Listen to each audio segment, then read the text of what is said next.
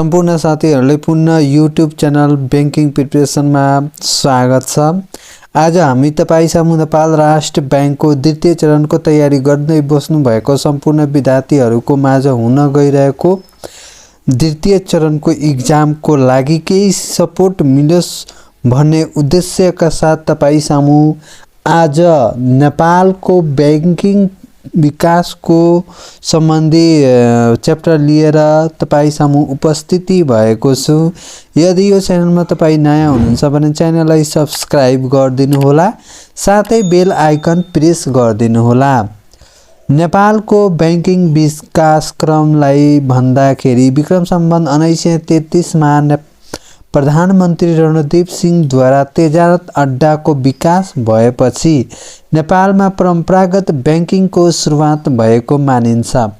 तेजारत अड्डा अन्तर्गत सुन, चाँदी र गरगहनाको धितोमा 5% ब्याज दरमा ऋण उपलब्ध गराइन्थ्यो। तेजारत अन्तर्गत सुपथ ब्याज दरमा ऋण पाइने भए तापनि बढ्दो व्यापारिक आवश्यकताका लागि पुँजी आपूर्ति गर्न तेजारत अड्डाको सफल भएन।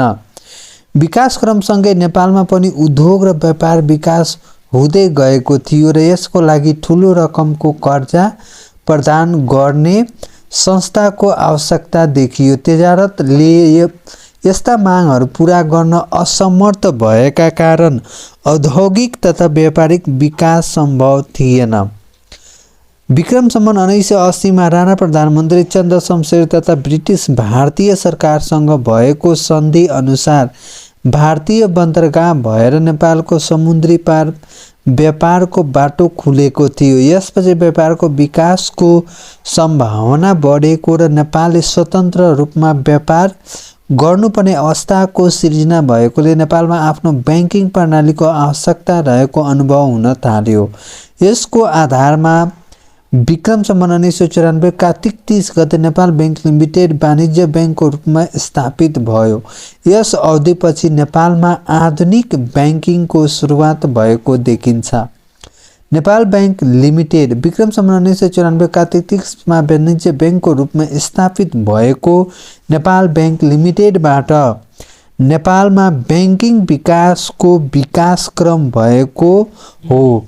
यो नेपालको पहिलो बैंक हो। यस बैंकमा नेपाल सरकारको 51% र सर्वसाधारणको जनताको 49% शेयर लगानी रहेको थियो। त्यसपछि हाम्रो आउँछ नेपाल राष्ट्र बैंक। नेपाल राष्ट्र बैंक नेपालको केन्द्रीय बैंक हो।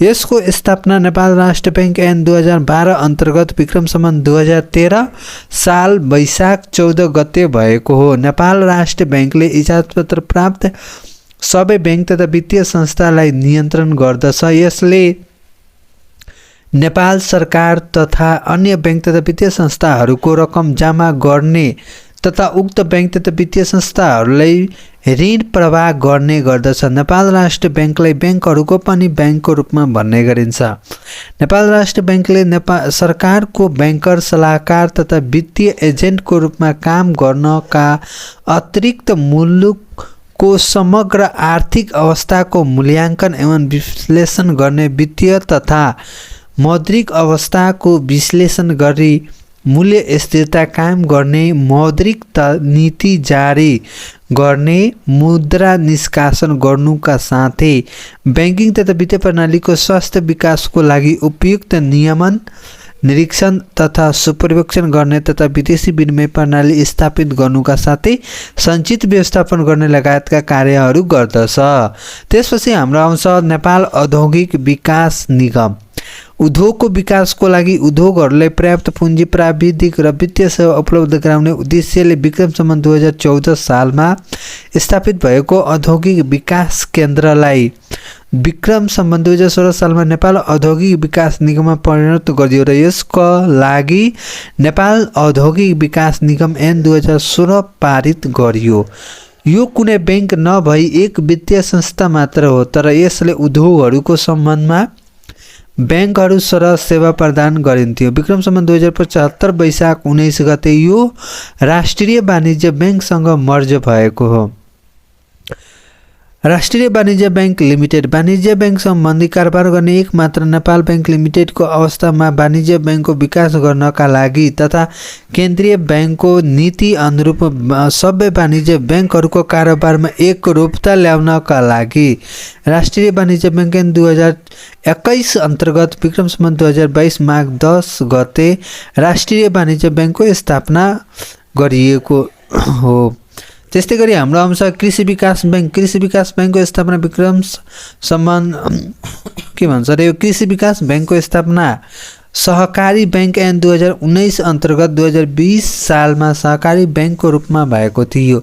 यस बैंकलाई सहकारीमा मात्र सीमित नराखी कृषि विकासमा बढी जोड दिने उद्देश्यले कृषि विकास बैंक ऐन 2024 पारित गरी सहकारी बैंकलाई कृषि विकास बैंकमा परिणत गरियो। कम्पनी र व्यक्ति समेतलाई कृषि विकासको लागि अल्पकालीन तथा दीर्घकालीन ऋण दिने उद्देश्यका साथ कृषि विकास बैंक ऐन 2024 अनुसार विक्रम सम्वत 2024 साल माघ 7 गते यस बैंकको स्थापना भएको हो। देशले उदारवादी आर्थिक नीति कार्यान्वयन गर्न थालेपछि बैंक तथा वित्तीय संस्था स्थापना हुने क्रमले गति लिन थाल्यो। सरकारले वित्तीय क्षेत्र खुला गरेपछि साउदी अरबको अरब बैंक र फ्रान्सको इन्डोसेज बैंकले क्रमशः नेपालमा लगानी गरे। विक्रम सम्वत 2050 को दशकमा 11वटा वाणिज्य बैंकहरू, 9वटा ख वर्गका विकास बैंकहरू, 48वटा ग वर्गका वित्तीय कम्पनीहरूको स्थापना भयो। बैंक तथा वित्तीय संस्थाको सङ्ख्यात्मक वृद्धिसँगै निक्षेप सङ्कलन तथा कर्जा कारोबार पनि बढ्दै गएको थियो। विक्रम सम्वत 2063 सालमा नेपाल राष्ट्र बैंकले सबै इजाजतप्राप्त बैंक तथा वित्तीय संस्थाहरूमा एकरूपता ल्याउन तथा नियमन निरीक्षण र सुपरिवेक्षण गर्नका निम्ति एउटै छाता ऐन तथा वित्तीय संस्था सम्बन्धी ऐन 2063 कार्यान्वयनमा ल्याएको थियो। बैंक तथा वित्तीय संस्थाको सङ्ख्या बढ्दै गएको अर्थात् आवश्यकताभन्दा धेरै वित्तीय संस्था हुनाले नेपाल राष्ट्र बैंक विक्रम सम्वत 2068 सालमा बैंक तथा वित्तीय संस्था एक आपसमा गाभ्ने मर्ज तथा प्राप्ति इक्विसन सम्बन्धी विनियमावली 2068 कार्यान्वयनमा ल्याएको थियो। त्यस्तै गरी यस विनियमावलीमा लागू भएपछि 2078 फागुन मसान्तसम्ममा 239वटा बैंक तथा वित्तीय संस्थाहरू मर्जर प्राप्तिमा सहभागी भएका थिए। नेपालको संविधान 2072 जारी भएपछि बैंक तथा वित्तीय संस्थाहरू पनि वित्तीय संघीयता अनुरूप प्रादेशिक संरचनामा सञ्चालन भएका छन्। 2078 सालमा फागुन मसान्तसम्ममा नेपालमा 27वटा क वर्ग र 17वटा ख वर्ग र 17वटा ग वर्गका र 67वटा घ वर्गका र एक पूर्वाधार विकास बैंक रहेका थिए। त्यस्तै गरी हाल बैंक तथा वित्तीय संस्था वित्तीय संरचना अवलम्बन गर्ने हुनाले सबै स्थानीय तहमा बैंक तथा वित्तीय संस्थाहरूको पहुँच बढ्ने क्रममा रहेको छ। 2078 फागुन मसान्तसम्ममा कुल 753 स्थानीय तहमध्ये 750 स्थानीय तहमा वाणिज्य बैंकहरूको शाखा कार्यालय विस्तार भएका छन्। बैंक तथा वित्तीय संस्थाको शाखा सङ्ख्या 2078 फागुन मसान्तसम्ममा 11,349 पुगेको थियो। अब नेपाल राष्ट्र बैंकको सङ्गठनात्मक संरचना तपाईँले हेर्न सक्नुहुनेछ।